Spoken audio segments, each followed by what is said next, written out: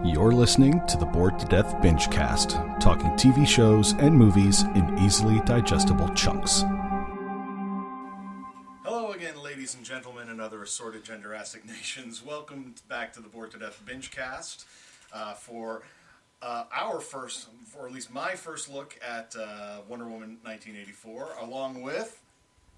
You go first. Rude. And... Zeke.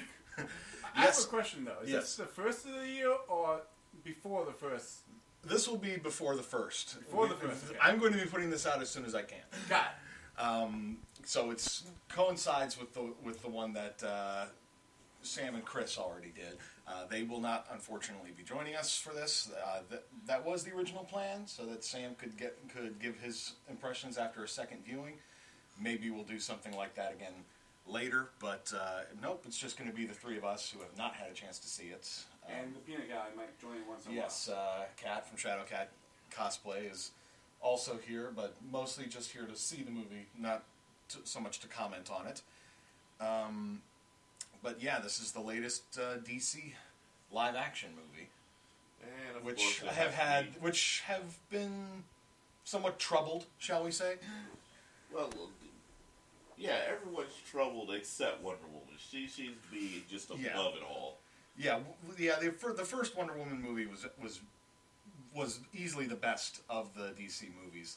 Granted, it didn't really have a high bar to clear. I was about to say, you're watching a train fire about to happen, and you're saying which one's the best. Explosion A or Explosion B? Something's gonna blow up. We just don't know how. We just don't know what the collateral damage is going to be. Yeah, the simple fact of the matter is that while everything else was basically swimming down in the mud, it just sailed clearly above everything, just saying, you know what, we're going to make ourselves fun and friendly and colorful and not so goddamn dreary. Right. And they don't ask the question, do you bleed? You yes, will. There is no do you bleed moments in this. Well, we don't know that. We don't know that. I'm talking about the first one. This is true. Because, I mean, oh my God. But yeah, Wonder Woman 84 had, well, it ran into COVID, like so many other movies this year in 2020. As we speak, it is not yet 2021. We don't know when you, the listener, may be experiencing this, but...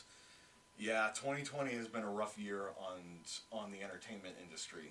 Oh, wow. Wonder Woman got pushed back. Tenet got pushed back. James Bond still has not been released because they are desperately pushing it back so they can hopefully get all that theater revenue instead of the streaming revenue. Well, now they face a even bigger problem because the largest movie provider in America literally is said to shut down in January because they've lost all of their money, 85% of their revenue, and they can't function anymore. For the stupid crowd, which is me. Yeah, that would be AMC. Okay. Yeah, AMC is done for. Or is on death is in its deathbed. Yeah, for its movie theaters. Anyway. Yeah, they're filing for bankruptcy immediately the first of the year. The theaters at least, because they did just create AMC Plus, their own streaming service. Yeah, that's the cable channel AMC. Right, still part of the same company, but the movie theaters are on the verge of shutting down. Yeah, so basically. What everyone thought was going to happen is happening. Streaming's winning. Mm-hmm. Well, it's because with streaming, you don't have to worry about exposure to potentially deadly illness, plus and you don't have to pay for overpriced snacks. Right, you get your own snacks, you get your own food, you sit down with family and friends, and you just enjoy the movie without having your annoying guy from down the street reciting his own music video during the movie. We don't need your help with this. Conspiracy theory. The streaming sites made COVID-19 to kill the theaters. I think you're going a little bit too far into your red string theories there. Take the tinfoil hat off. Yeah. I mean, nah. I'm just waiting for him to suddenly start shouting, "Wake up, sheeple! Get woke, son!" Oh, Those were the no come oh on. no! What was it? In Cyberpunk, they're coming from Alpha Centauri. The techno necromancers from Alpha Centauri. Yeah, Road and I have been we're playing some Cyberpunk last night and talked to Gary the Prophet. Oh God, Gary knew everything. Gary knows what's going on, man. He knew what was going on. But yeah, it's so Wonder Woman 84 is just, I don't know what to how bad this is going to be. I mean, I remember 1984, sadly, and oh my God. I was only 3 years old, so. Oh my God, I was 10 at the time, and it was like... I was only two and a half, anyway. Too much color, too much color. So, my question, as we're watching this movie, we have to keep in mind, and probably review the fact that it is a streaming service. Yes. If it's going to kill things, or if it's going to make things better, or make our lives a living hell. Well, see, I don't think streaming services by themselves are going to ruin anybody's lives, except maybe movie theater executives. But who cares about the corpo rats? Yeah, because basically the way you look at it, right now, they're making their money. It's just not the giant dollars that they were used to. Because, again... Nobody wants to risk the exposure to COVID. Right. I mean, for one ticket just to see the movie, you're looking at anywhere from $12 to $15 just for yourself. Just for yourself. Then you have to pay the extra $12 on top of that just to have something to snack on and drink. Yep. Whereas, unless you're one of those people that sneaks in a bag of candy in your pocket and then just refills the water bottle at the water fountain. Not that I've ever done anything like that. Nothing of this at all. And I mean, so there's like $30 right there before you do anything. Yeah. Or again, brand new movies have been showing up on Amazon Prime. Mm-hmm. You just pay to watch it right there. Amazon Prime or HBO Max, like we're about to do. And it's like, you know what? It's worth it because you dictate what time you want to watch it. Mm-hmm. You dictate where you're going to watch it. And if you have to go to the bathroom, you can actually pause it. It's incredible. I think Zeke has something to say. But you guys got to remember where we started with Disney Plus and their $30 hit. This could be you're talking about Mulan. This could be Disney. one of those Their like, Disney Plus premium package. It could be good at the beginning, and then they go, "Oh, we need a little more money. Let's start charging a little extra for each of these new movies." Well, I do believe the Mulan was to test to see how it worked. And yeah, to see fail. To see whether people would pay the extra to watch it immediately rather than wait a few months for it to come out in December. Basically everybody said, "Nah, I can wait." You can wait. And I mean, Mulan did not make any money at all. So when it finally came to when they put it on the standard Disney Plus package, because as it stands now, people have suddenly learned the ability to wait. Now, here's the thing: how much did Disney charge for the premium to see Mulan when it was dropped? Well, I have the premium package anyway, so I have all the channels. But they were going to make you charge. They were going to charge you something like $25 to watch it. If you didn't have the premium package, it was going to be $30. I was like, well, number one, you don't even have the dragon, and you don't sing "Be a Man." Come on. I don't want to watch it. Yeah, but let's say I did want to watch it. 3 months to wait for it to just show up on regular stream, and then it is. I can deal with that. And then it is quote unquote free. Granted, you're still paying your subscription fee. You're paying your subscription fee, but the subscription fee is something that you can actually handle with anyway. So you're not worried about it. And that was the thing. It was how much they were charging for it. Right. Is what I think they had to test the water to see exactly how much. Now, will people the dollar amount? Will they bend over for us? The industry is used to that $30 take. Yeah, two tickets, kind of thing. Because only losers go to the movies by themselves. now we're looking at people aren't going to even do that because, well, let's just face it, almost half the country is unemployed. You're not going to get $30 out of nobody. Yeah. We talk about the failure known as Mulan, but you've got the success known as Trolls 2, where they made people pay for that, and that thing went through the roof. Yes, but Trolls, the thing about Trolls was World, $12. Yeah, about the cost of one movie ticket.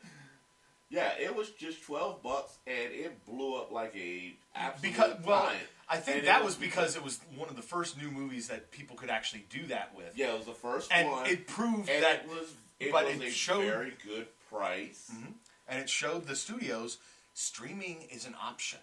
Right now, don't let that option suddenly say, "Okay, we can get greedy on this," because guess what? Again, people can wait. Yeah, people have actually learned some patience when it comes to the movies. They've learned.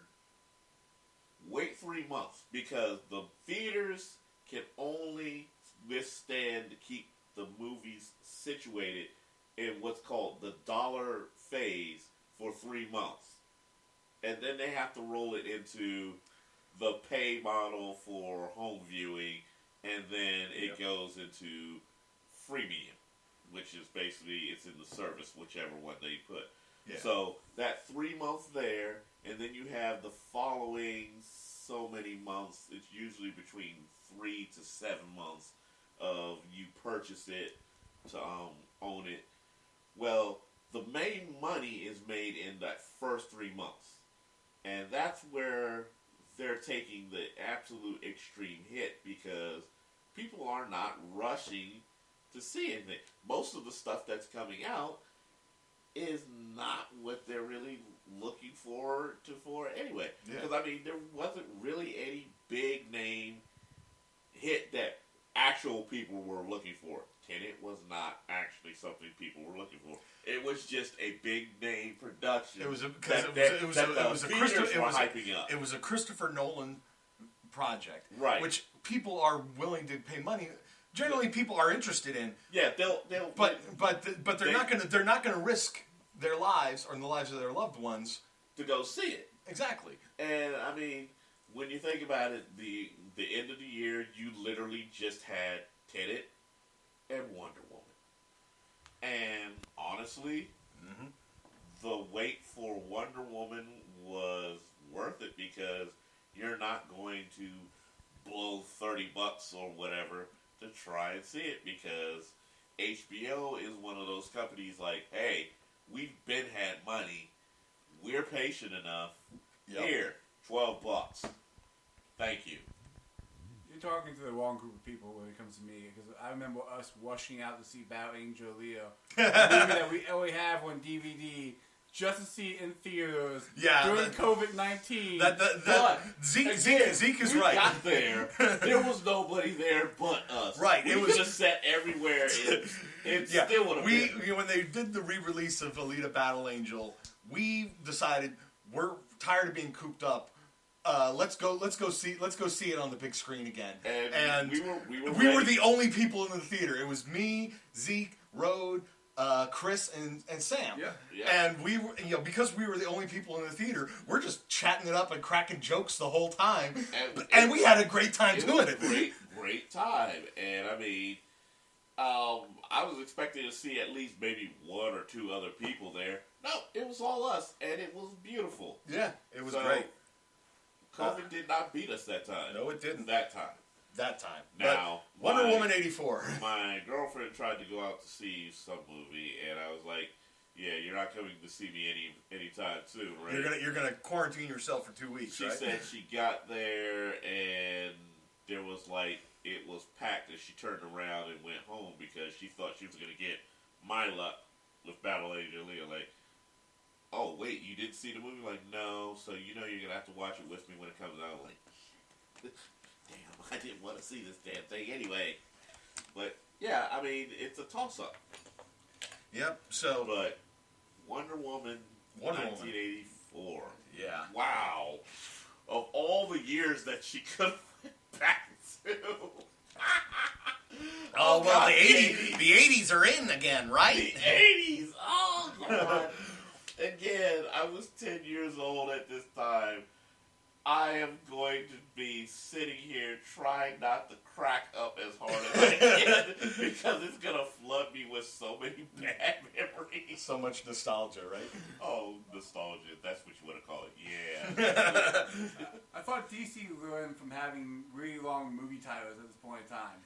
Well, Wonder Woman 1984 is not nearly as bad as Batman v Superman: Dawn of Justice, or Harley Quinn, or no, Birds of Prey, or the or the fantabulous blah, blah, blah, blah, blah. Emancipation of It's Wonder Woman Harley 84. Quinn.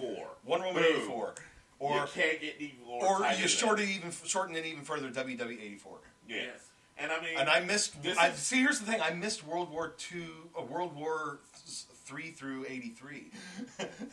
Yeah. It's WW 84. So, like, the whole idea is Kat is over here shaking her head at my terrible joke. The first Wonder Woman is in the past. Well, way in the past. And this one's not? The second one is a little bit closer. They're already talking about the third Wonder Woman will actually be present time. And I'm sitting there saying, Justice League. So, what are we going to have? Wonder Woman battles COVID. I don't see how this wins. But still, or who knows? Who knows? Maybe Wonder Woman 3 will be her confronting some evil scientist that releases the COVID bug. I would even be interested if they bring in like Donna Troy. Donna Troy, Wonder Girl. I mean, hey, can't do Wonder Girl. Can't do Wonder Girl because she's a Titans. Titans is in its own continuity. Well, remember, they tried to do this thing, like how you had... I don't know, and I don't care. Let me explain real quick why. Like, in Arrow and other things like that, they had, like, King Shark was a character, and they had to kill King Shark off in the universe of TV to be able to have him in Suicide Squad. That's what they really had to do, because you only have apparently one company, either TV or movie, having him. That no longer is a function anymore, because... basically, DC has decided we're not going to keep screwing ourselves over like this. So that model of the industry actually got wiped the second they did the final animation for the New 52, which was Justice League Dark Apocalypse. Oh, you're talking about the animated DVD movies. Yes, but they used that also as the marker for even their live action. So they're now saying, we're going to go ahead and pull Marvel like you use who you want. Use universes, and it doesn't matter if King Shark is killed over here. We can still show you King Shark here with this group because this is a whole different universe. Whole different continuity. Hey, about time they use that multiverse. Right. I mean, again, comic books never have this problem because they can rewrite the script all they want. Right. And the fans eat it up. I mean, let's be honest. The general public doesn't care that Solomon Grundy died 5 times over here. All they know is that's one big dude about to kick somebody's ass. Let's see how it goes. Yeah, they know that he was born on a Monday, christened on Tuesday, however the heck the yeah. But still, it's like the general public is just like, we want action. We want something to keep us entertained. The fanboys, we're just like, you know what? We know how the comic books will do. We're ready. And then you have the third group of, we know how the comic books do. God, the movie didn't do it justice. Right. Well, and you're never going to please those people. Yeah, those people are impossible to please because very much like the Star Wars fans. There's certain to go back to that. Yeah, there's just certain things you can't literally move from print to screen because number one, it won't make entirely good sense without some major rewriting. Yeah, you gotta add more writing into it to make it relevant into that scene. And two, it's like if to go to Marvel, if they tried to cram all of the Infinity Stones into the first into the Infinity War movie. That movie it would have been 6 hours by itself, or it would have been a garbled mess, and we would still be at the point where they're fighting in Wakanda. So we still have to wait for the other 6 hours of Endgame to finish. That's it's like drip feeding through your movies, provided that they are successful. And they couldn't bring in everybody like they really wanted to, because the original script actually was for the Netflix heroes to even be in there. And I wanted to see I was ready to see Daredevil get it on. Well, not just Daredevil, but anyway. The Multiverse, Spider-Man 3, Daredevil might be in it. Right? Yes. What they've been saying. Yes. Talking of the Netflix series, if they'd been in the battle in Endgame, I just wanted to see that scene of Jeremy Bernthal's Punisher marching through the fields with the gun up and just shooting it wildly while doing that scream of his. No. Him. Winter Soldier, walking along, mowing down everything. No. You're missing a very... Rocket, too. Yes, thank you. The three of them just marching along, mowing everything down. That was the scene. Okay. And I actually have a friend, in fact, I've been begging for them to make a copy of this picture. They're a very good artist. They literally made that picture because it was a joke scene of mine, and I was like, I would kill to see this because that was when it was first mentioned. All right. Back to Wonder Woman.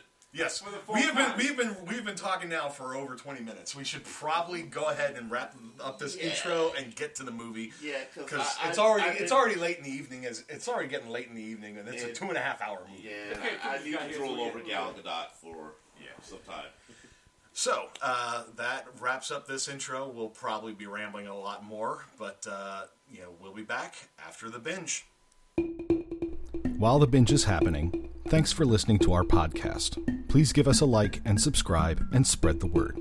You can reach us on social media on Facebook or Twitter at BTD_Bingecast. The Bored to Death Clan is part of the CKCC Radio podcast family, including J Bunny's Music Hub, the Race Nerd Podcast, Real Paranormal Talk, Ranking Tracks, Motivational Moves, Girls Who Like, and The Nerd Table. Please consider supporting CKCC Radio on Patreon. And now, the binge is done, so let's get to the discussion. And we're back. With special guests! Because someone else joined! Chris just walked downstairs as we were finishing the movie. I've already seen the movie and I've already talked about it. I figured I'd join in. Yeah. Truth be told, I haven't actually listened to you guys' version of the podcast for this movie yet, just because I didn't want to accidentally spoil myself. And Kat just gave us the middle finger for some unknown reason. I think that's a sign saying goodnight. That was her saying goodnight and I love you to you, Zeke, I guess. No, that's just I love you. That's so much love. Sam, he said that he didn't hate it. He didn't like the opening where it showed the Themyscira Olympics. Yeah, that was a bit... It sort of went on a little bit too long and didn't really feel like it had added anything to the plot except establish she's always been good. No. I understand the reason why is because of what happened at the end where she was about to win and then her aunt or whatever... Antiope, stopped her and prevented her from winning. And when she said, "Why'd you do that?" she said, "Because we know you cheated." And so it was the whole, cheating doesn't mean you win type of thing. Yeah. So it was just that little lesson that she had learned when she was a kid. Because that's sort of like a lie. Come on, she's all about truth. Yes, exactly. You gotta love the foreshadowing. Come on, the foreshadowing needs to be put there for some reason. Yeah, sure. But the Themyscira Olympics did feel like it went a little bit too long. He felt that it should have been more towards the middle, something happens in the film and that causes her to remember that. Yeah, It's just like when you stick it right at the beginning like that, it's way too much of a, remember this, it's gonna be important, this is the main lesson of the movie. Essentially, yeah. But other than that, the movie itself was actually pretty good. Yeah, it wasn't terrible. No, I wouldn't say it was great. What it but did it was was good. flashbacks like hell for me. Oh yeah, Oh because my you were actually old enough in 1984 to remember some of I this remember stuff. all this crap. Especially since it was set in like Northern Virginia and DC, which is our neck of the woods. No, I pointed that out in our recording for it. Was I said, we're from the DC, essentially the DC metro area, and I said that a lot. Like, I know that they filmed a lot of this film in DC, Arlington, I think Alexandria also. Yeah, and I think right up the road at Udvar-Hazy as well. Yeah, because they used I think they used an abandoned mall in, I want to say it was Arlington for the mall scenes. Yeah, because the mall where that was supposed to be no longer exists. Exactly. I love the fact that when he's sitting there those lights shouldn't be on the metro. Yeah. The interior of the metro doesn't look like that. Not here. There's no lights there on the ground. In the 80s, the space between the escalators on the metro didn't have those little pegs on it. Because kids, yes, we really did slide down those fuckers. Yep. And that's why the pegs are there now. Yep. To keep us from doing that stupid shit. Can't stop you from running down it though. Yeah. Well, if you can keep I've up with seen gravity. some people trying to run it down and trip, fall. Wow, doesn't go well. Yeah, I've only seen one person survive the run down, but yeah, that was as soon as it hit the time period of the 80s, poor Road was just like, oh my god, the flashbacks just as soon as he got laid his eyes on. That was me when I went to go see Captain Marvel, like all the stuff that all the 90s stuff, exactly, Blockbuster, Radio Shack. Yeah, the Game Boy, like the original Game Boy that was in there. It was like me. But for him, it was with the 80s. For me, it was the 90s. Yeah, same. I mean, yeah, it's something to see your childhood just thrown in your face. And it's like, dear God, we really did have those balloons. When this movie took place, I was like 2.5. I don't remember any. I was born in '85. I was born literally at like the halfway mark of the 80s. Here's the best thing about it: you get to find out how old your friends are by watching a movie. Yeah, I was 10 years old. Get off my lawn. So we said this took place before Christmas, so I was born 8 months before this, so we're good. We're good. I mean, like, I enjoyed it. I didn't like it. I said that I felt about this movie the same way that I felt about Guardians of the Galaxy Volume 2, where I liked it. It was a good sequel, but it was not as good as the first one. Yeah, wasn't a terrible sequel, but it wasn't quite good enough. It was just good. See, here's what I think it was good. We should say what our favorite movie is, so that way people know where we're coming from. Like, yeah, this is good, but it's not like my favorite. It's good to watch. I don't know about that. I'm not saying because I can't pick what my favorite. For example, like with me, people are gonna hate me. I love Venom because that's my character. Venom is your guy. So comparing this to like a movie that I like with Venom, it was good watch, good worth one time through. I would like to go back through and see what the alternate ending is. I feel like there was one because everybody talks about it now. I only read up on that there is an alternate ending for today. But I didn't read what the alternate ending was. I mean, and I would like to see the deleted scenes. It wouldn't be something I'll go straight out to go, oh my god, I'm buying DVDs right now. Yeah. But definitely worth a watch. It's nice. Yeah. I'd watch it again. I mean, it's worth another watch. We have to watch it only. I really wish that they had more of a fight. Whoa! Careful when you're making wishes. Oh yeah. Because that is the ultimate. That is one of the. I renounce my wish. Okay, so I need to ask you a question. So I'm sure you're more familiar with the Maxwell Lord character. Yeah. Hold on. We're going to say this now. Spoilers here. Going forward from this point, spoiler warning. If you have not seen the movie, stop this tape or video. If you have not seen this movie and you don't want to be spoiled, stop. So, I know that in the comics he doesn't do the whole wishing thing, but he has some sort of power. But what is it? Yeah, his powers were actually were given to him by the trickster god. And he can he takes your memories and uses them against you. And here he's using your wishes against you. So he'll grant your wish, but he's going to take something valuable from you. And it's always... I feel like because I'm not huge on DC Comics, but I do remember seeing him in the comics. Wasn't he like a telepath or something? Yes, he was a telepath. That's why he was able to get into your mind, find out what you most value and love, and I use remember it there was you. there was a controversial moment. I think it was before the not New 52, but the 52 serial. You know, like there was one new comic every week. Yeah, he was in one of those. Well, I think it was before that actually. He basically had used his powers on Superman and had control over him, and Wonder Woman got hold of him and was basically like, you know, undo it, and he said, "No, I'm never going to let him go." And then she snaps his neck, and that's like what triggered. I think it was Brother Eye. It was Brother Eye to basically target Themyscira because Wonder Woman's and Amazon. Amazons are dangerous. Yes. So they must be destroyed. They must be stopped. But the one thing I will say is they got Cheetah down packed. That was a good. She didn't look too much like a reject from the Cats movie. That's what I was afraid of. Thank God. They I'm fairly sure somebody from Warner Brothers looked at Cats and just said, "No, we need to avoid this." So what they did is said, "Hold my bill. I can make this bill."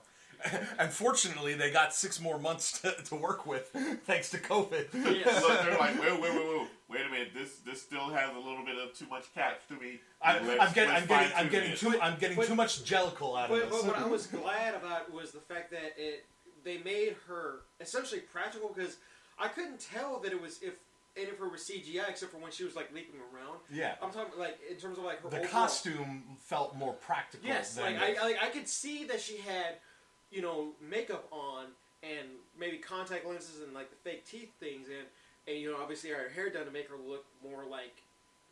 I'm not gonna lie, she looked like what's her face from Thundercats.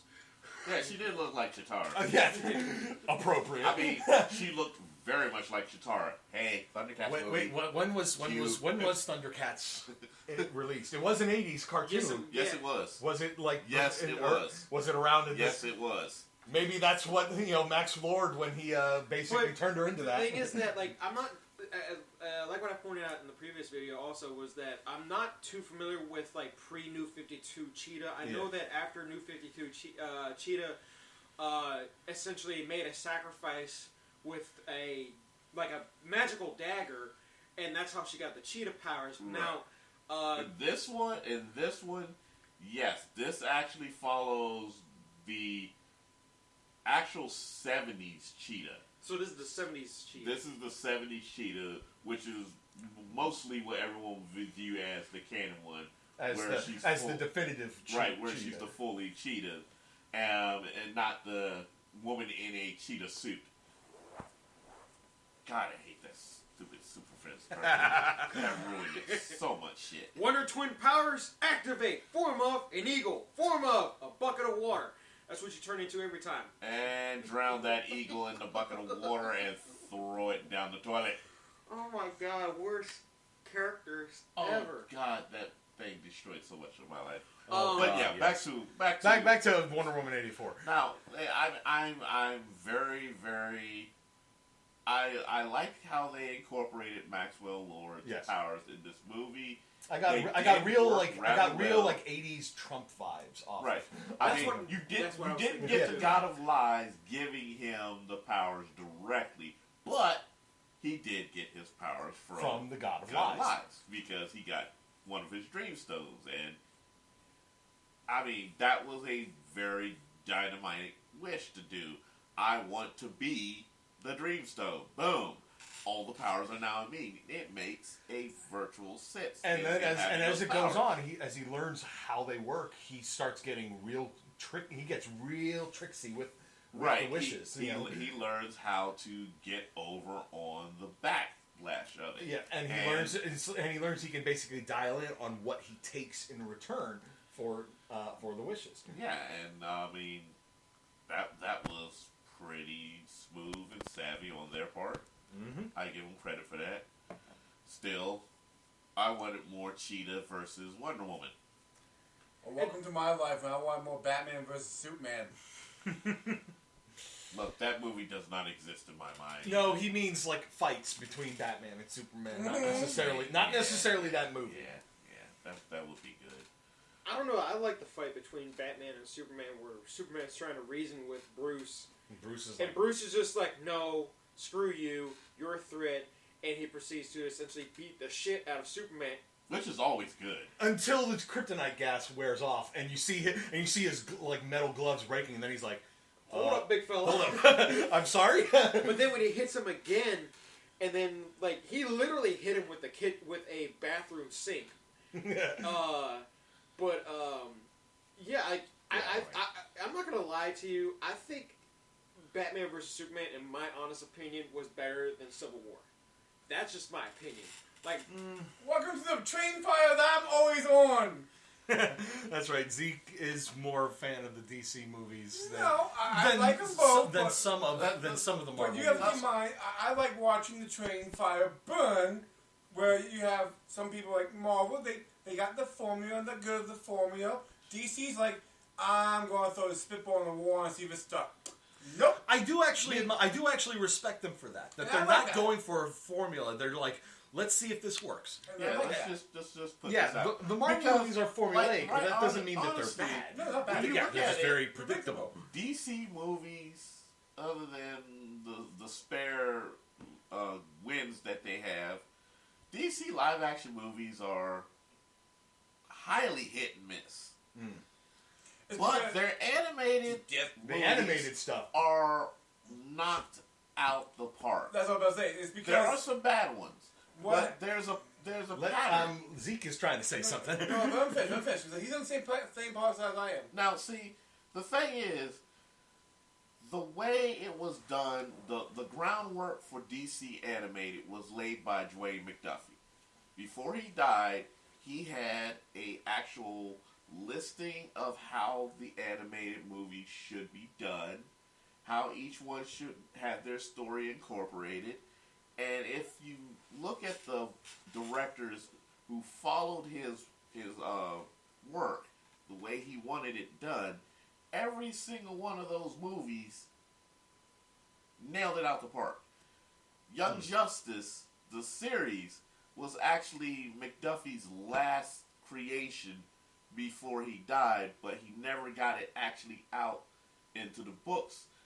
The people who took over said Young Justice went their own route, but when they came to the animated series, they said, we're going to do McDuffie some justice. We'll take his story lords there. And damn it was like the greatest series that they put out. Yeah. That everyone was not able to see because, god damn you fucking Cartoon Network. But yeah, it got 3 seasons, and now it's going to a 4th season, and they're still following it. And again, they're just saying we can't change anything from his pattern because it works. Yeah. The new 52 movies, those were so hit and miss. But the Justice League Dark movies, those 2 movies by themselves, along with Flashpoint, I watched. They just literally were like in their own world, and that world was damn near perfect. Yeah, I saw, what was it, Dark Apocalypse? Mm-hmm. Apocalypse, yes. Basically, John Constantine at his most John Constantine. Yeah. I remember. They actually took the Hellblazer Constantine. Yeah. Who is definitely not supposed to be in any kind of animation unless it's straight for adults. Because Yeah, Yeah. Constantine. I've read the older comics, so I know what it's Constantine like. is Like whoa. the scene with Constantine and Captain Boomerang. Oh God, that was funny because you had Wanker. Oh no, Limey. no, the part Wanker. the part that had me laugh, or all of us laughing, Limey. was when Wanker. he goes, Oh, crap, God. Oh, God, my it's, ex. My ex it's is my here. ex, and they're like, Harley. He goes, no, No. I'm not that crazy. And then And then And then you see King Shark just wink do the at wink, him. and I'm like, well, this makes sense, actually. Yeah. But, I mean, for Constantine, yeah, it actually makes sense. Yeah. Now, hold that thought. Zeke, you had something you wanted to say before No, Road got pretty going. much what he was saying is true because I really wish they would take the anime writers and go, okay, here's live action, give that a shot now. Yeah. We want a movie. Go make something. You have some proven quality writers. Have them use now that you know. You have them work on your live action stuff. Well, Don't see, trigger me with Flashpoint. Please don't trigger me with see, Flashpoint. here's Is that the, one of the hit here's or the miss ones? kickers that it is. There's certain things you can get away with in a animated series that just doesn't. Just doesn't. Just doesn't. It's work hard. It's over hard. into It's hard to get in live. Do right in live. Very action. hard. You either have to CG the hell out of it, or it's well, like it's like completely with, impractical. it's like with the upcoming Suicide Squad movie.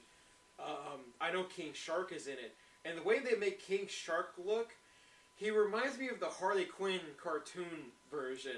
The only thing that they need to do, just because the way he looks, I don't know what his personality is going to be like. He could be the big vicious killer that we all know him as from the CW shows, or he's gonna be the big cuddly don't get him near blood version from Harley Quinn. Well, I mean, here's my thing. Though. It's like Bruce in Finding Nemo. But, I mean, you see the trailer for the Suicide Squad game. Yes. I want actually that King Shark And get because Samoa that's Joe act- to get that's- Samoa Joe to play him like he's that's playing him actually- in the that's game. actually the King Shark that I know I remember is because he is very eloquent, but at the same time, when he gets started, it's blood everywhere, and he just and in the comic books, he always had that little chuckle after he killed somebody. And again, that was one of the things when they did the trailer, and the extended trailer now, where it's actually showing him killing stuff, and he does the smack to one of the minions, and he just stops and says, and I'm like, yes, that's King Shark. That's the guy I've been waiting for. Now, let's bring it back to Wonder Woman because we got off on a tangent. Yeah, we just start talking. It's all over. Alright, so I need to ask you guys this. How did you feel about like the overall fight scenes in like the White House one, the one in the mall where she shows I up? asked this question when we watched the movie. I said, what is with us in watching hall scene fights? Every time we turn around, we got a hall scene fight. A hallway Look, scene. look, A hallway scene. Yeah. Everyone wants to be Daredevil. Yes. Daredevil, I'm sorry. Daredevil took it to a level that many will never ever be able to Often achieve. imitated, but never duplicated. Ooh, Well, no. I remember when seeing Now, Wonder Woman's hallway scene, Not bad. it wasn't bad. the Wasn't great. But it doesn't help that her strength was like seeping. Her Yeah. strength was seeping. But I mean, come on now. Daredevil. I'm sorry, we're gonna go there. Daredevil, he knows he's outnumbered. He still goes in, and through the fight, you just see everybody's getting tired of being hit on. And yet, they're still going. Okay, we're fighting. We go into the next room. We're still fighting. He throws a fucking TV that time. It's like the fight. It's like the fight scene in Atomic Blonde.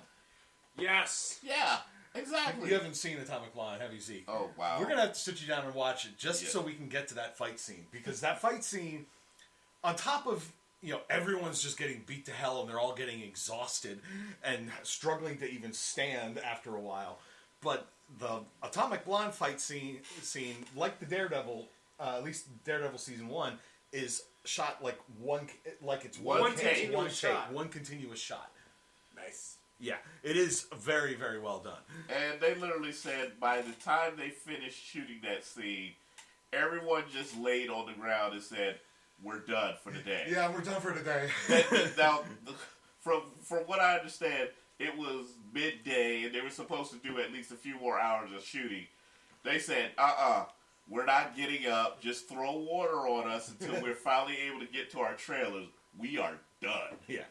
But the Wonder Woman. Yeah, the fight scenes actually I didn't think were that bad. But yeah, the hallway scene, like the hallway scene was like the longest. There's always a hallway scene. Yeah. But I mean, I wanted more between like her best fucking villain. I mean, Wonder Woman and Cheetah. That is it. We got the fight. We got the fight in the White House and the fight on the island. Yeah. I mean, I wanted to see her really going at it with full Cheetah, and it was like, okay, but it ended so fast. I was expecting. I mean, at least Cheetah lived, because one of the things that I got sick and tired of with a lot of comic book movies, and yes, Venom does fall under this. I just can't stand when they do this. Always kill the villain. Always kill the villain, like Batman Returns, the first 2 Spider-Man films. Yeah. Well, yeah. Oh yeah, Doc did die. Yeah, where it's like they redeem, and all of a sudden I have to give my life. No, not Green Goblin. Not Green Goblin. No, I'm talking about Doc Ock. Doc Ock. Yeah. But no, you're not gonna have a redemption for Cheetah. No. I mean, she still has her strength and everything, but she never renounced her wish. She never renounced her wishes. Oh, you know what? I completely skipped that. Like, I didn't even think about that. Remember, she got 2 wishes, so she got her original wish, which is still fueling her, and eventually, the second one was a wish. Yeah, it was, but it was what Max Lord gave her when the world was making their wishes. He was like, I take your strength and give it to her, or I take your prowess, give it to her, sort of thing. Right, but which transformed her into a cheetah person for some reason. She wanted to be the apex predator, and that's how she ended up changing into Cheetah. Now, eventually, she does turn back into Cheetah, and it's permanent. But that will be later. That's Wonder Woman 3. What they literally did in this story is exactly how Cheetah originally came about. And I was actually kind of surprised that they managed to do that and get Maxwell Lord in there at the same time to do it. Yeah. So it worked out pretty good. How'd y'all feel about Kristen Wiig playing Cheetah? Because before that, like, I know she was on Saturday Night Live at one point. I know, and yes, she was in the 2016 Ghostbusters movie, where I think she was playing like not the Holtzman. Huh? She played Holtzman, didn't she? No, Holtzman was the blonde. Holtzman was who's one of the other cast members of SNL. She okay, yeah, she was the Egon of the group, but without like the knowledge of like ghosts and shit. She was the tech one. Holtzman. Oh, the techie girl. Yes, that was Holtzman. Yeah, that was the techie girl. That wasn't Kristen Wiig. I can't remember. I can't remember the chick's name. The techie girl in the all-female Ghostbusters the character's name was Holtzman. Yes, but I can't remember Kristen Wiig's character.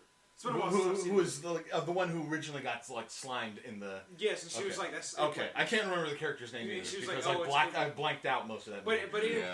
Anyways, how did you guys feel? Because I remember when she was announced for the role of Cheetah, I'm like, really? Yeah, I think she did a fantastic job. She did a knockout job. I mean, because she went from... She had a lot of that Kristen Wiig sort of vibe before she made the wish. And then she started taking on, like, an apex predator. Well, she started developing more. I really liked the way she managed to do her transformation. Yeah. It did work rather well. And furthermore, they did it in such a way that you could see that she was enjoying... What she was doing. And that fed into her refusing to renounce her wish, and ending up opposing Diana because of it. Was it just me, or was I the only one to the whole movie getting a whole Catwoman vibe off the beginning of That's how. Okay, so when Sam and I were watching the film, he said that this is pre-wish, right? This is before she made her wish. It reminded him of Halle Berry's Catwoman, before she became Catwoman, because where she was wearing like the baggy looking skirts, there was the shirts that she was wearing, her with the glass, like everything about it just reminded him of Halle Berry's Catwoman. Problem was that I've only seen that movie once. And it took me a month to finish it because I fell asleep halfway through. Yeah, it really held you right there, didn't it? One Catwoman remind me of Batman Returns. I think is what he was saying. Yes. Yeah. Well, I mean, because the way she acted, the way she walked. Well, here's the thing. They will never actually use the true Catwoman origin story because, again, they don't want it to be known that Catwoman started out not as a cat burglar. She was a street prostitute. Oh, it's like them ever using. So they don't ever want to actually let that out. So most of the time, you never actually see Catwoman's origin. And when they do, they try and breeze through it so quick. Or they just ignore that Or they part. change it completely, in Gotham. But which one would you? Which one is better in terms of her origin? For Catwoman? I say the Cat Burglar. I like the Cat Burglar better. A lot of people say the Cat Burglar, but the thing about it is the prostitute turning into Catwoman actually feeds the character a lot better than I was just a straight cat burglar. Because I'm sorry. Because the reason she got into stealing from being a prostitute, she basically clawed the pimp's face, and he had to leave. I'm sorry, but this is starting to sound way too much like Lena Headey's character in Dredd. Mama. Yes, it's starting like as he's saying this, all I can think of is Mama. I didn't think of that. Mama was actually modeled from Catwoman. The original Catwoman. Nice. And the writers, even in the Judge Dredd books, we liked her character, so we used it for Mama. Mama is a direct copy from there. So what happened is she was always protecting her ward, who was also a child prostitute. He pimp punched her, and she just went, pow! Scratched his face completely, took out his eye. And he disappeared for a while.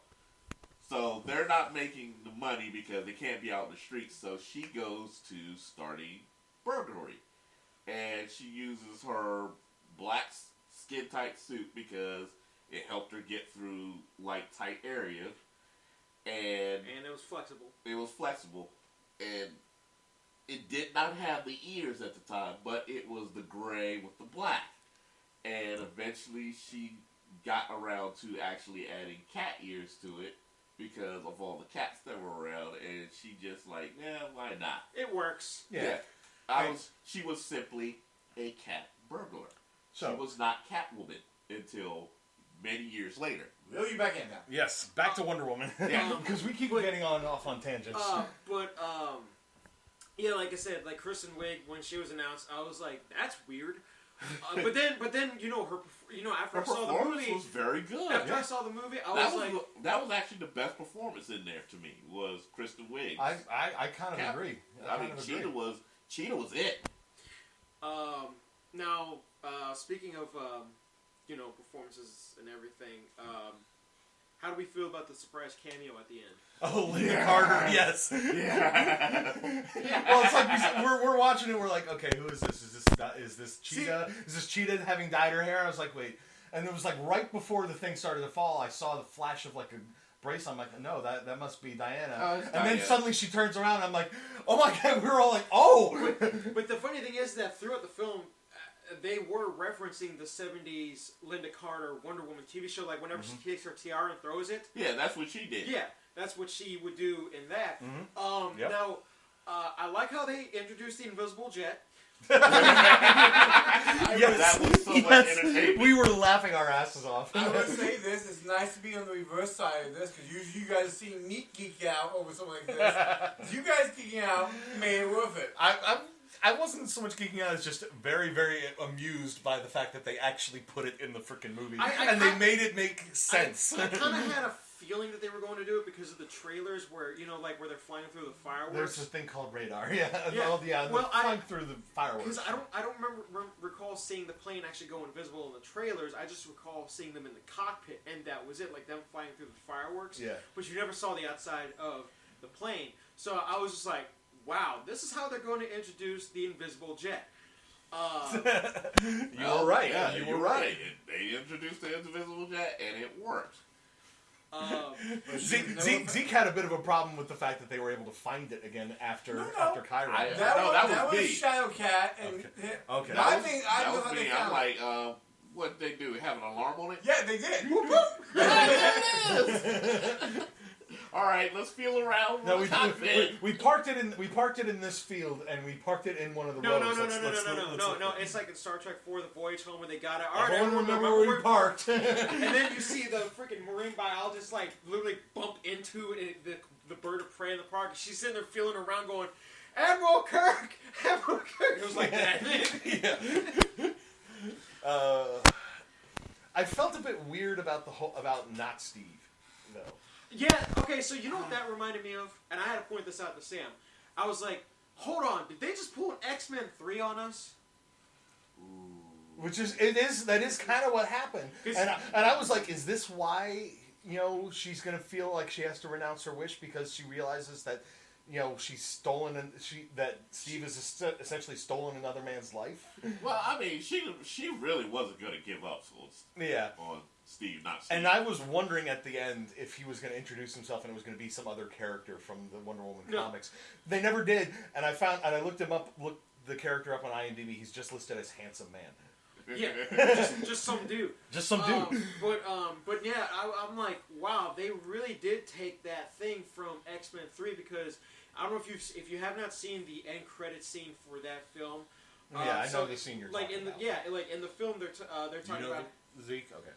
Where they were talking about, you can take someone's mind, plant them into another body, and then Professor X takes his mind and apparently travels all the way to Muir Island and ports himself into the one guy's body, and then somehow over time turned back into Patrick Stewart. I thought that was legit what they were going to do, but apparently whenever he looked in a mirror, he saw the guy. He didn't see himself. No. Only Diana saw Steve Trevor. Yeah. Everyone else saw handsome man. Handsome guy. That was literally just a vehicle for Steve to pilot. Sure. Well, that is actually a better way to look at it. Good job, Steve. Good job. But yeah, and at the end of the movie, Minecraft Steve got his body back. But like the things that I was guessing on how they were going to bring Steve back, I'm like, he's either a clone or time travel was involved, and the only other character that I know of who can use time travel besides the Flash is Booster Gold. Thank you for bringing this up, because I have a question. Explain this to me, relative knowledge. What? When did Wonder Woman get as fast as a fucking Flash? That falls to one of, like, because she's supposed to have, like, the powers of, like, the Greek gods, essentially. She has some of the powers. Yeah. Now, she's nowhere near as fast. Half god. She was not nowhere near as fast as Flash, but she is fast. She jumped out of a moving car and got up to 60 miles an hour, be faster than the car could. Well, right. That's her max speed, though. Yes, but let's also remember that car was traveling at its max speed, and it wasn't exactly a supercar. Yeah, that's true. It was a clunker. But I mean, again, it was her top running speed is upwards 60, 70 miles per hour. That's it. And Cheetah, on the other hand, can actually outdistance her running on all fours. But yeah, we didn't get to see Cheetah at full speed. We'll probably get to see her again in Wonder Woman 3. Yeah, I'm about to say, Wonder Woman 3, all your wishes will come true.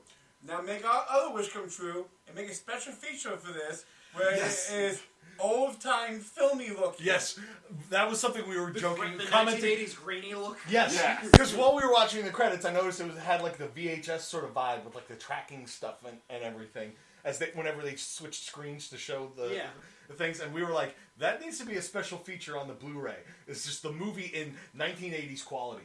Now, see, I have to present this movie to my mother, who is like, she's a Wonder Woman fan. Yes. So I'm like, I can already see that when I sit down with her, my girlfriend, and her son, and we watch this, and we're like, hey, Mom, you know what?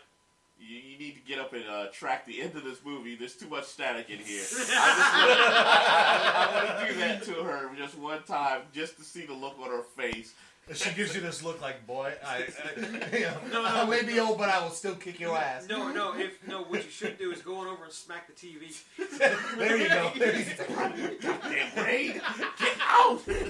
Why do you gotta mess up at the end of this? Okay, so for those of you born after the year 2000, back in the day we had these things called box TVs where they were not as fragile as your flat screen TV where you literally could punch these TVs and they would hurt you. You could have one land on your head and you would die. Yes.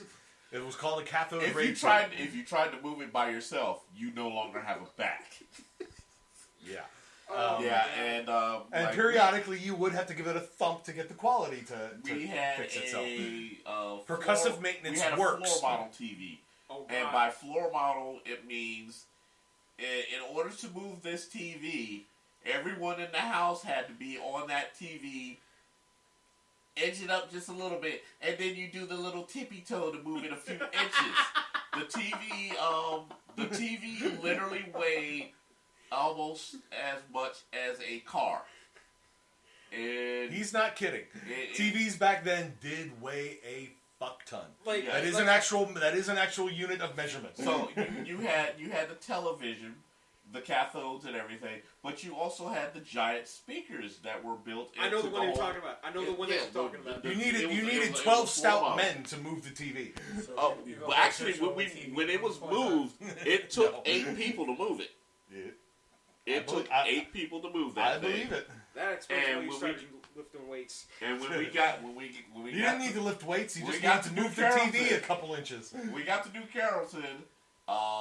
It was put in the basement, and my grandmother made breakfast and lunch for the movers because from the truck into the one flight of stairs into the basement, it took them about 7 hours because it was, again, God's greatest creation to mankind. And getting it down those stairs was amazing. Needless to say, when we moved away from New Carrollton, the TV stayed. Yeah.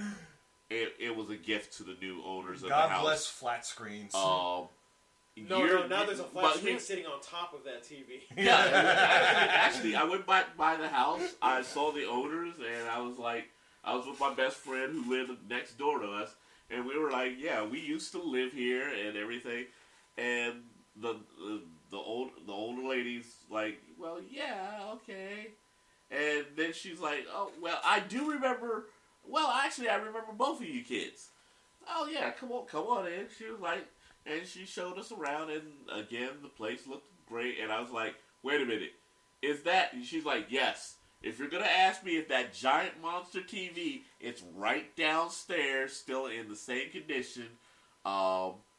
Basically, what she's going to do is, when she finally passes away, it's going to be donated to the museum. Because it is actually a legit... Antique. Yeah, that's true. It is one of the first floor model TVs. So, it sort of depresses me that technology from essentially my youth, when I was only like 2 years old or whatever, is now considered an antique. Sir. Yes, sir. I understand, Road. That affects you as well. I actually had a moment with my roommates. Oh, God. In our neighborhood, right in front of the 7-Eleven, believe it or not, there is still a payphone station sitting there. That's how you get. And literally, I actually had one of my roommates. He's like, "What the fuck is that?" I'm like, "This is how you made phone calls in my childhood." Quick, give me a course. You had to have quarters. As if it still costs only 25 cents. Before you could dial. No, and he was looking at me like, what the fuck are you talking about? No. This is what we used before the iPhone was invented. What you should have done was show him that scene from Terminator 2. It's like, I need a quarter, and he just punches it, and all the quarters come out. I'm surprised he didn't break the mechanism in there. But yes, I mean, anyway. and the thing about it is, it's the whole thing. It's still sitting there, and you see the line running up into the phone, phone lines over there, and he was just like, so they had what, like one of these? What? No, there was one of these every block. At least one. At least one. Sometimes two. So, and when you needed to make a call, you would go over there and you would use your change. You know the dimes and quarters, they had purpose back then. You actually had to use them to make phone calls. And he's just like, how do y'all function? Yeah, he couldn't understand how we got. It's like watching those videos where they set like a rotary dial phone down in front of kids and have them be like, you have to dial this number. I actually had to do this to even my sisters. When we were going through my grandfather and grandmother's stuff, we found the old rotary phone. Yeah. And I was like, yeah, hey guys, watch this. Went over to the phone and was like, this is how I used to make phone calls. And they were like, y'all fucking people are weird. No, I gotta tell. This Wonder Woman 84 podcast suddenly turned into God, we're feeling old and 80s reminiscing. No, the movie made us feel old by looking at all the stuff in there, and it was just like, oh my god.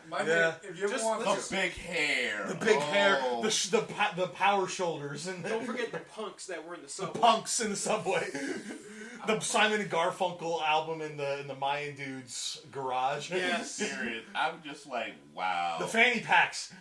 Fanny pack. Well, the fanny pack was first. The goddamn paratrooper pants. The parachute pants. Well, that whole sequence was just 80. Hey, remember this 80s fashion? Oh God, no. It was an excuse. It was an excuse to put Chris Pine in a bunch of 80s fashion. Do you remember? What was it at the end of the film where she sees handsome guy, and he's wearing one of the outfits. Yeah, and she's like, I like that outfit. He's like, oh, really? Thank you. My friends laugh at me about it, but I kind of like it. Yeah. That's what I say. If you want to feel old, just go back and look at the gas prices of old movies like RoboCop and. No. Well, I was watching Die Hard the other night. God. No. Here's the thing. The sad part about it is I actually lived through some of this stupidity, and yes, I remember my mom telling me, get in the car, here's a blanket, cover yourself over, and we sat in a line from 2:30 p.m. till we got back home at 3:45 a.m. just to get gas. This was when they were having one of the oil crisis. That one tank of gas costed us a whopping $4.92, if I remember it correctly. Yep. To fill up the tank. Is $40. Yeah. $4 to get you maybe a gallon. Yeah. And I mean, we filled the gas tank of a V8 engine, and those things were gas guzzlers. Oh yeah. Just starting them up and moving down the street, you lost half your gas tank. But I remember that, and it was just like, wow. And now that I have my own vehicle, and I'm sitting there like, I just want to pay $5 to get all my gas for the filler up. And I don't want them to look at me like, who the fuck are you talking about, man? Where's the rest of the money? Yeah. $5 will get you fumes. Yep. I remember when $20 used to get you a full tank of gas and dinner at the gas station. Yeah.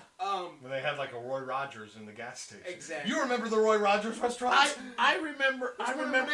No. I also remember we had people actually who would pump the gas for you. That's and clean your windows. Yeah, they still do it in Jersey because that's in Oregon too, I think. But I mean, Oregon not so much. It's only in one city. Oh, okay, that's what it was. But yeah, I mean, but this was every gas station. They believed in full service. Full service. While they're pumping your gas, because believe it or not, back then the gas pumps did not run fast. They were not automated. It was more of a rev it up and it pulls it up.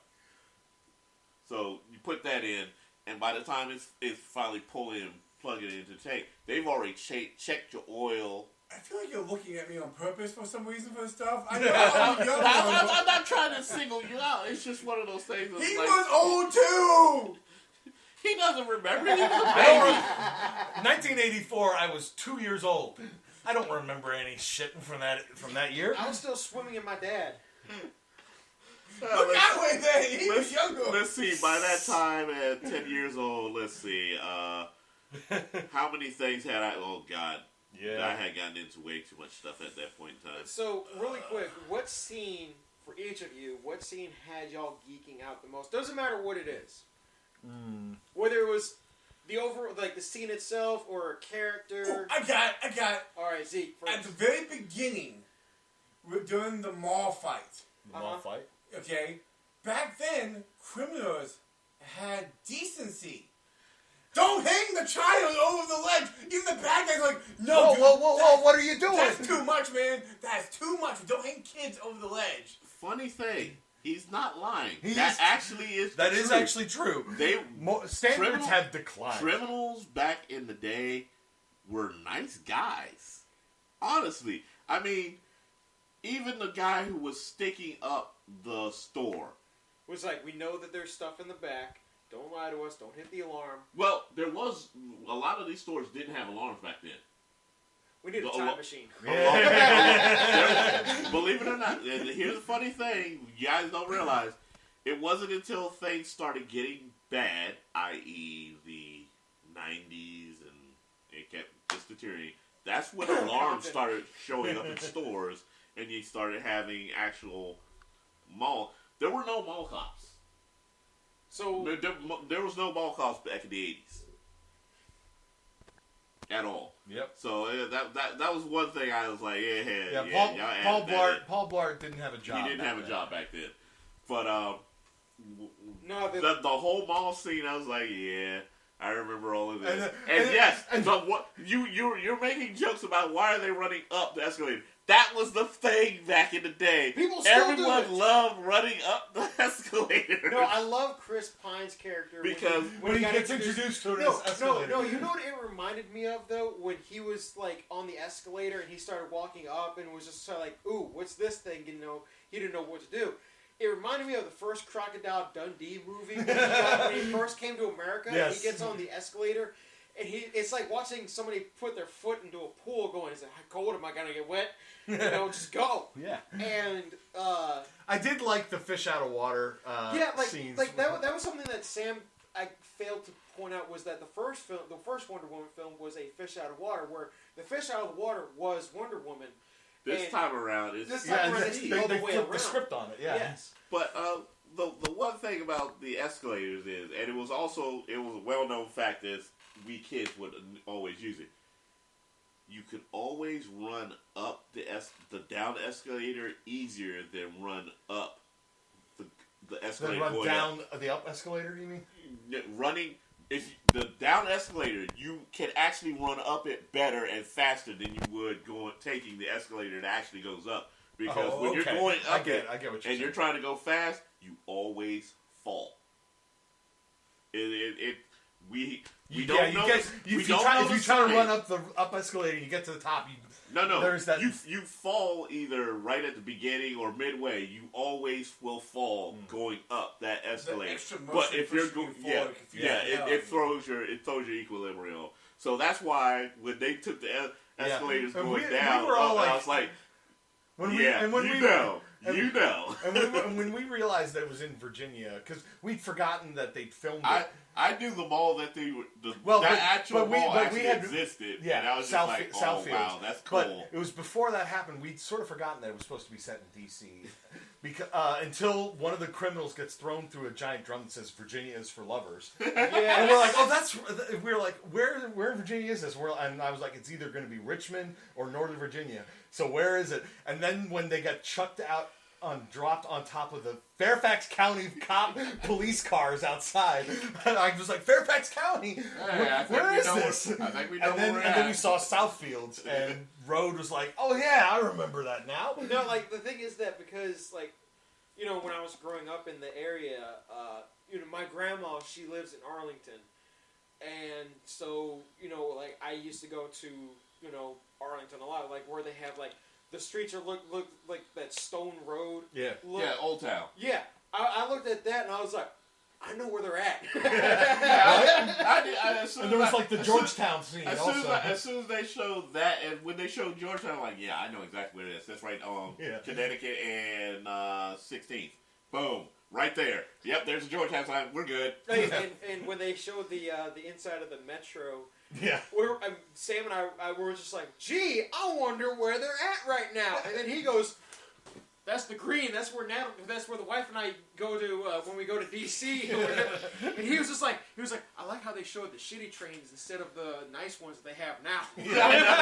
They made sure they got the old crap train. Yep. And I said that, I was like, so the difference between our crappy trains and New York's crappy trains is ours aren't covered in spray paint. Yeah. And we were like, when she was showing around at like the museum and everything, and then took him to the Air and Space Museum. I'm like, I was like, oh my god, seriously. And then I seriously, and then they go to Udvar Hazy, which is even. No, I seriously, at one point in time, because I know it's there, I swear I thought they were going to walk past the Enterprise. Because they have the original studio model. Why didn't they go for that? Oh my god! That would have been classic. Because Chris Pine plays Captain. But at the time, it was not there in '84. It doesn't matter. Just it would have been nice. It would have been nice to have thrown it. They were already out. Sorry, Zeke. I wanted to see the Hulkamania shirt. Yes, that's what the scene in the gym when Barbara's realizing that she's strong. There's a guy there in a yellow shirt with a red design. He had the Miami Vice shirt. There was a Miami Vice shirt, although it looked like the Hulkamania shirt. Yeah, but they took Vice off of it probably because they couldn't get the rights. Right, but it said Miami. Yeah, and he was like, "Is that a Hulkamania shirt?" I had one of those Miami Vice shirts too, and I was like, "Yeah, that's Miami Vice." We had to break open the phones. But I was like, Hulkamania. Yeah, Hulkamania. And I was like, when did Hulkamania start? And I actually looked it up. It started in like 83, 84. So Hulkamania was running wild.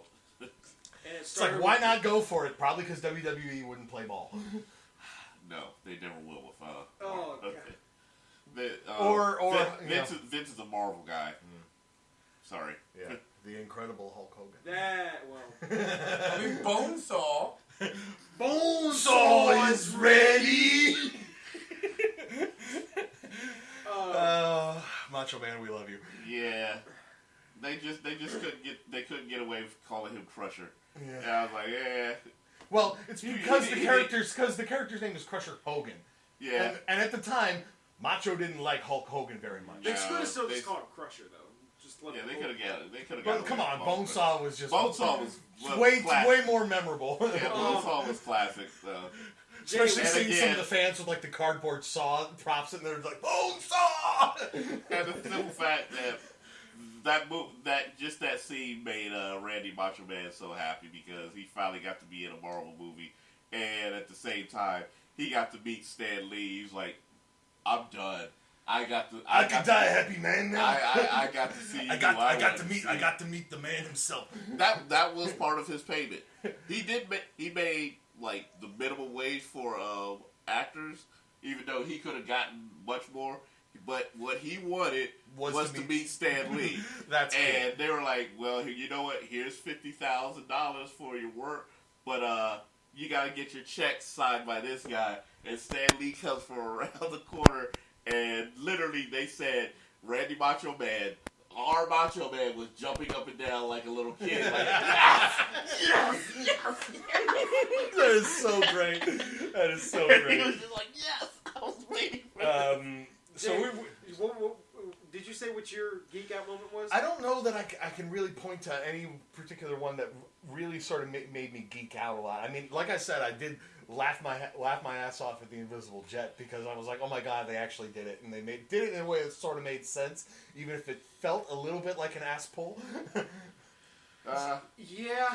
But it was still great. I would point to that because flying through the fireworks. That was a cool scene. I'm not gonna lie. And when she pointed out it was like the 4th of July, I was like, oh, that's right. This movie was supposed to be released back in June. Yeah, it was supposed to come out during the summer. His favorite scene is when she found her coffee cup. Because she made the comment, it's like when the last time she tried to turn something invisible, it was a coffee cup, and she never could find it. And she said, I lost it. For me, actually, the scene that made me geek out was when she flew in with her suit and looks up, and there's Barbara as Cheetah, finally fully figured. And she didn't suck. See, the part that kind of got me, though, is the fact that they didn't show her transforming into full Cheetah, like the hair and everything, the eye. There was no, transformation scene. It was just, boom, here she is. You just see her start to feel sick and walk away, and that was it. And, I mean, it would have been great to see her actually changing. That was her being called to the makeup trailer? Yeah. I think another Geek Out moment would probably be Linda Carter. Oh, that was the solid Geek Out moment. See, I, as a kid, sat there and watched Wonder Woman. That was probably one of the few times my mom got me quiet, and we would both sit there and watch. Yeah. No, she didn't even have to tell me to sit down and watch it. It was like, literally, you hear the music cue up, and it was just like, within 10 seconds, I'm sitting there on the floor, and my mom will just look down and like, here, I pop some popcorn on the stove, here you go. And she sits down, and from that point on, at night, it was Wonder Woman, Wonder Woman, A-Team, Battlestar Galactica, Chris is over there going, wow. 1 hour of news, and then... Bed. I'm supposed to be in bed, but yeah, good luck with that. And then Doctor Who comes on. And as soon as Doctor Who's music would come on, I took off like a bullet to my room because for some odd reason, the music always creeped me the fuck out. For Doctor Who? Yeah, for Doctor Who. and this was because I remember you told me that Tom Baker was your doctor, and you said the intro freaked you out. Yeah, the intro and the music freaked me out, so I couldn't sit there and watch it. I had to go to my room. Yeah. So because Weird Man is coming on, and he's coming to eat your soul. But yeah, so taking it back to Wonder Woman, because we're at like an hour and 20 minutes. I have one question because you asked Oz, what was your Geek Out moment, Wellick? God. Well, it wasn't. Well, I mean, you would think that it was Linda Carter, but I knew she was going to be in a Wonder Woman film at some point in time, and the fact they didn't get her for the first film was a shame. But it makes sense given the character they decided to use her for, because she just went back. I would have killed to have her as Wonder Woman's mother. That's who I wanted her to be in to be Hippolyta. Yeah. Yes. Damn. I'm trying to think of what my geek. Probably at the beginning of the film, when it showed her doing all the heroic crap in, leading up to the mall fight scene. Because, saving the jogger, saving the bride. Because a little bit of it reminded me of the first Sam Raimi Spider-Man film, where he goes full Spider-Man, and you see him do all the little flashes of him. Saving people, doing a little saving job. Yeah. And stuff. So I was just like being the friendly neighborhood Spider-Man. Well, the friendly neighborhood Wonder Woman at this point. Yeah. Friend to all children, especially little girls. And wink. That wasn't really heel. Yeah, I guess I could say it wasn't me making me going, yay, or whatever, like a little kid or something. But I was just like, are they paying homage to Sam Raimi's Spider-Man with this? Because that's what it reminded me of. Was that, and also with Daredevil, because I think they did the same thing and was showing him after he got blind, and one of the people that he saved from crossing the street was Stan Lee. Yeah, sticking his cane up to stop him walking in front of the bus. Yeah, I mean, I know it's a shame. I know the guy's not alive, but it's a shame that they couldn't find some way to throw in a reference to the creator of Wonder Woman, because I know Wonder Woman was created during World War II. Yeah. But I kind of wish that they found some way to I don't know, just like a newspaper or something with the guy's photo on it or something. Or throw his name on something somewhere. Or something. Or because Wonder Woman his wife helped create her, helped in the creation process also. But, like maybe like a, Married Today kind of thing, like what they do in the newspaper. Yeah. Show the picture, like the two of them when they got married. Sure. But I didn't really have a geek out moment with this one. Because I was like, I guess I could say examining the movie just a little too much. Yeah. But like it was when they showed places that I recognized. Yeah. I was like... Yeah, we were doing a bunch of that. Yeah, it was just sort of like, Fairfax County, yeah, I remember that. So it's that's like, with Varhazy, that's right up the road. So, I remember Fairfax County. Well, I mean, but it's just like getting confirmation that it is in our neck of the woods. Exactly. Like, because when I read that they were filming the movie in, like, Arlington, Alexandria, D.C., whatever, and when I read Arlington, Virginia, I was like, whoa, hold on. So you mean to tell me that I could have been driving out to visit my grandma, and I probably would have seen Gal Gadot running around dressed as Wonder Woman? How did I miss this? Because she was also visiting kids in like Nova hospitals, dressed up as Wonder Woman. Well, yeah. Because that's what these superhero actors Yeah, but it was do. while they were filming. A lot of times when those things happen, like Chris Pratt visiting kids or whatever, and they all have the costumes. Usually, after they get done filming the movie, that's fair. Chris Pratt stole his costume. Yeah. Because just so he could go visit sick kids. The other actors, other than Ryan Reynolds, I can't speak for. They probably were just like, hey, can we go visit some kids with these outfits on? Because I still remember seeing Jake Gyllenhaal and Tom Holland as Mysterio and Spider-Man visiting kids in the hospital. My favorite one has to be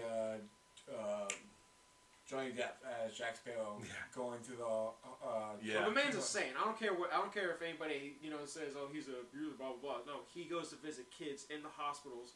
He brings his Jack Sparrow costume with him everywhere. Yep. Yeah.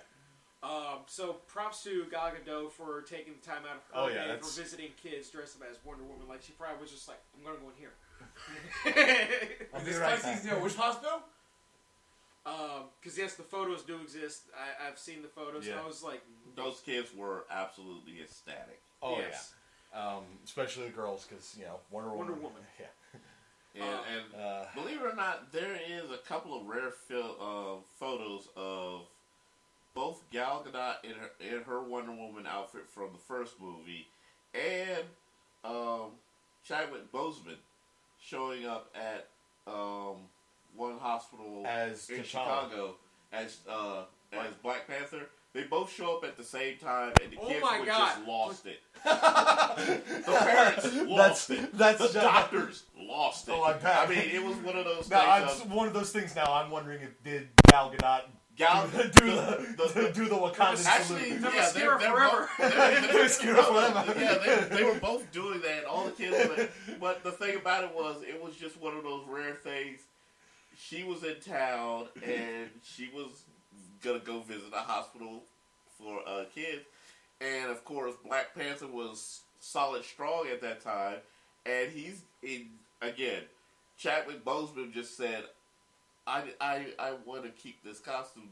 The people are like, whatever you want, Your Highness, please. And again, at the time no one knew the man was actually dying of his own sickness at the time as well. And he's going to the hospital for these kids who are suffering from the same thing he has. And he's like bringing them joy and helping them, giving them strength to fight. And you know what? That's probably even more inspirational for them. It's just sort of like, you can actually still function in society with something like this. There is hope for you.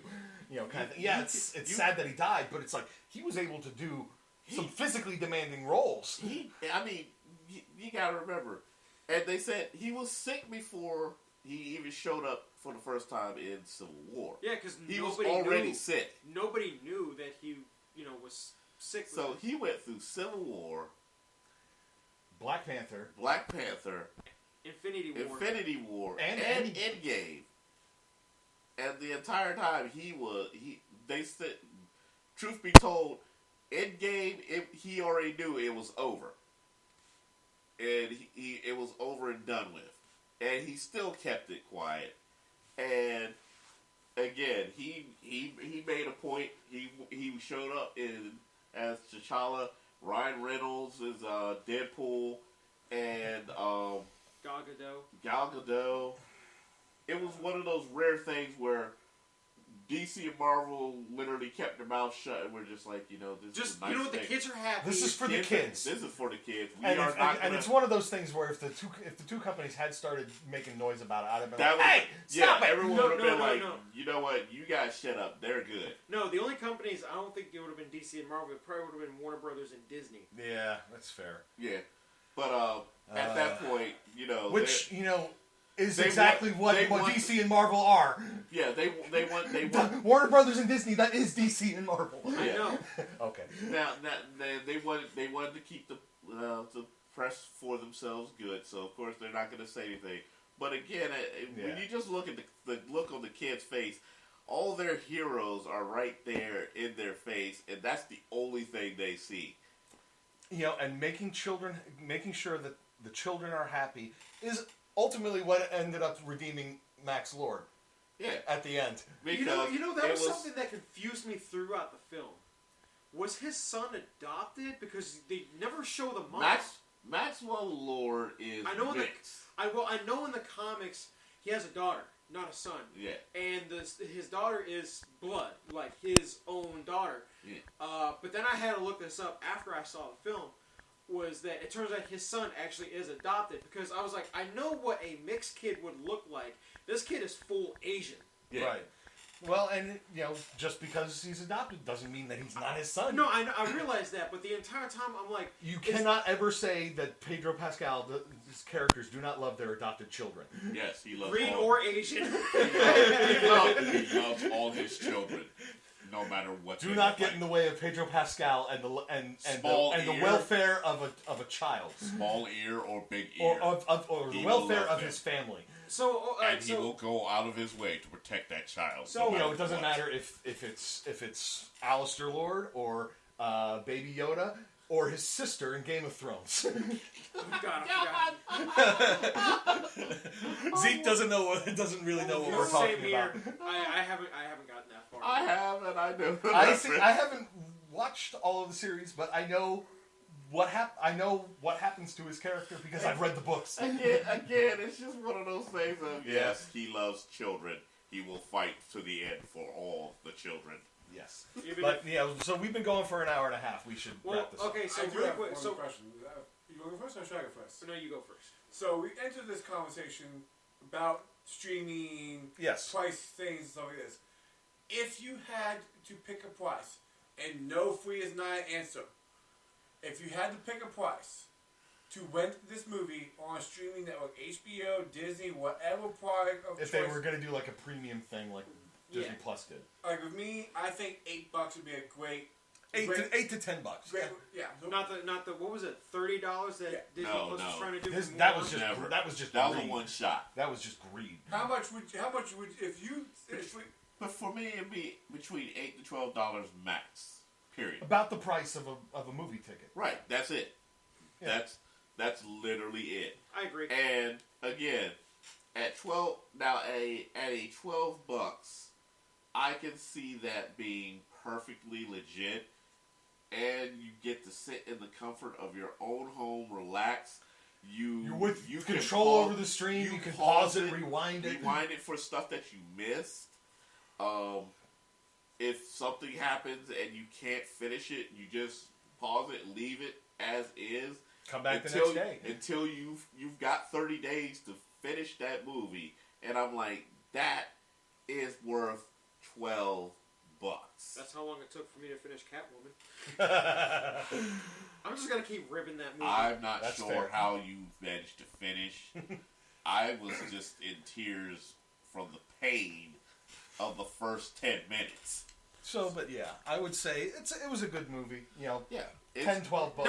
Not as good as the previous movie. Not as good as the first one. But it's a good placeholder. It's a good follow-up. It's a good placeholder to go into a third movie. Yes. Okay, so that was what my question was going to be. So when they start doing Wonder Woman 3, what do you want to see? See, I'm not as familiar with the Wonder Woman comics to know who I would pick as the villain for the next one? Well, they've already Cheetah's obviously going to be. They've already been in the past. They moved up to 84. The new one's going to be present time. And present time, I mean, who could it be? Justice League, yeah. The only other person I can see, and again, this would be some heavy CG, the only other villain of hers who truly stands up would be Giganta. Oh, yeah. I was thinking that. Giganta, yeah, that's fair. And, I mean, you had, of course, Ares. You had Cheetah. You had Max Lord. Max Lord. Max Lord is one of the lower tier of villains, but still. But honestly, it's Ares, Cheetah. You gotta have Giganta.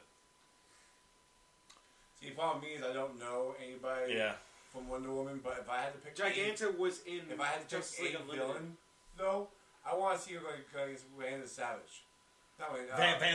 Vandal Savage. Because it would be like, hey, we know where Themyscira is at, and we are coming over to annihilate. Put it in present time. Especially if you have him be immortal, also. Yes. Like maybe he was one of the people that tried to enslave the Amazons and drove them to Themyscira. I can definitely see that. You can attach it to this movie by giving him his power by one of the gods again. Yeah.